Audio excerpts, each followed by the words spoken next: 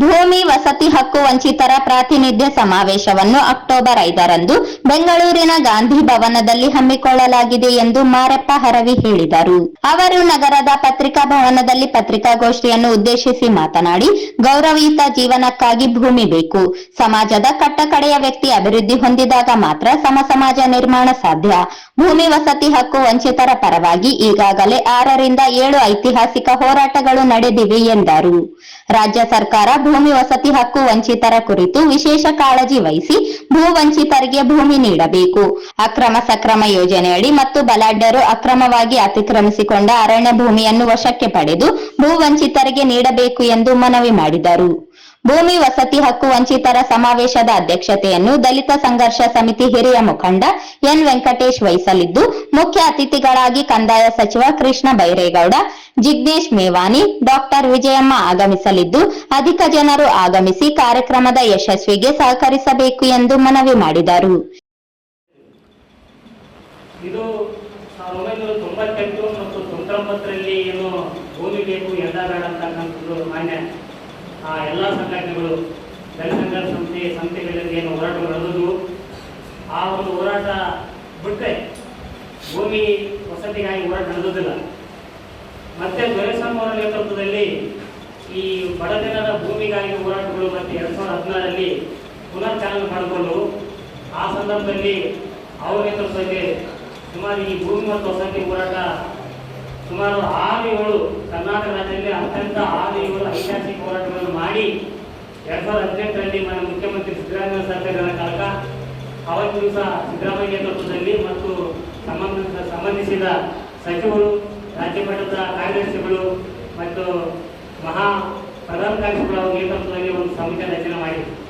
ಆ ಸಮಿತಿಯ ಉದ್ದೇಶ ಏನಪ್ಪ ಅಂದರೆ ಬಡ ಜನರಿಗೆ ಭೂಮಿ ಕೊಡಬೇಕಂತಕ್ಕಂಥದ್ದು ಸಮಿತಿ ಆಗಿತ್ತು. ಅದನ್ನ ಸಮಿತಿ ಮೇಲ್ವಿಚಾರಣೆ ಮಾಡೋದಕ್ಕೋಸ್ಕರವಾಗಿ ಒಂದು ಉನ್ನತ ಮಟ್ಟದ ಸಭೆಯನ್ನು ಸಭೆ ಮಾಡಲಾಯಿತು. ಅದು ಕಾಲಾಂತರದಲ್ಲಿ ಏನಪ್ಪ ಅಂದರೆ ರಾಜಕೀಯ ಬದಲಾವಣೆ ಹಿನ್ನೆಲೆಯಿಂದ ಬಿಜೆಪಿ ಸರ್ಕಾರ ಬಂತು. ಆ ಸಂದರ್ಭದಲ್ಲಿ ಭೂಮಿಗೆ ಕಾಯ್ದೆ ತಿದ್ದುಪಡಿ ತಂದು ಹಣವಂತರಿಗೆ ಮತ್ತು ಮಠಮಾನ್ಯಗಳಿಗೆ ಒಂದು ಇದು ಮಾಡಿದರು. ಆ ಪ್ರಕಾರವಾಗಿ ಏನಪ್ಪ ಅಂದರೆ ಅವತ್ತು ದಿವಸ ಏನೋ ಒಂದು ಕಾಯ್ದೆಗೆ ತಿದ್ದುಪಡಿ ಆಗಲಿಲ್ಲ.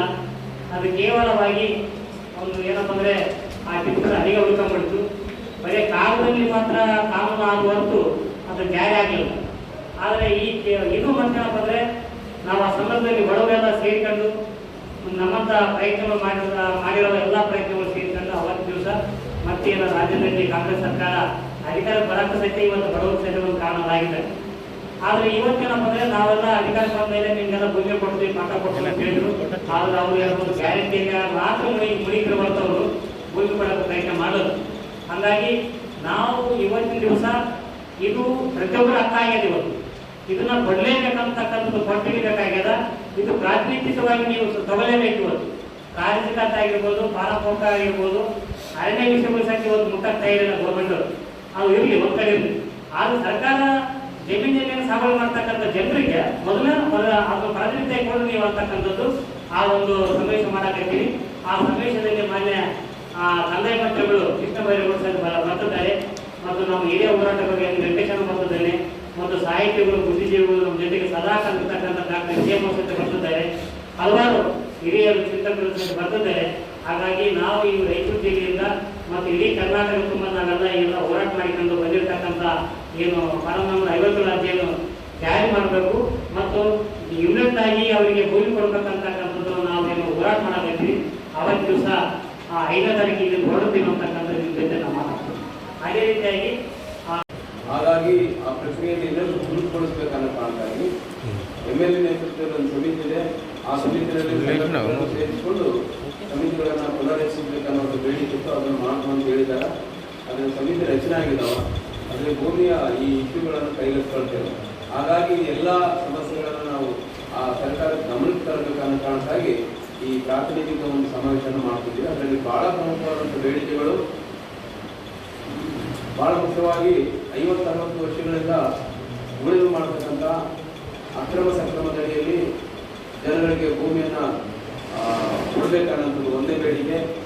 ಎರಡನೇದಾಗಿ ಮುಖ್ಯವಾಗಿ ಈ ಅರಣ್ಯ ಭೂಮಿ ಒತ್ತುವರಿ ಹೆಸರಿನಲ್ಲಿ ಏನು ತೆರವುಗೊಳಿಸತಕ್ಕಂಥ ಬಲವಂತದ ತೆರವುಗೊಳಿಸತಕ್ಕಂಥ ಕೆಲಸ ನಡೆದಿದೆ. ಬಲಾಢ್ಯರನ್ನು ಬಿಟ್ಟು 1 ಎಕರೆ 2 ಎಕರೆ ಮಾಡ್ತಕ್ಕಂಥ ಬಡವರನ್ನು ಒಪ್ಪಿಕೊಳ್ಳತಕ್ಕಂಥ ಕೆಲಸ ನಡೆದಿದೆ.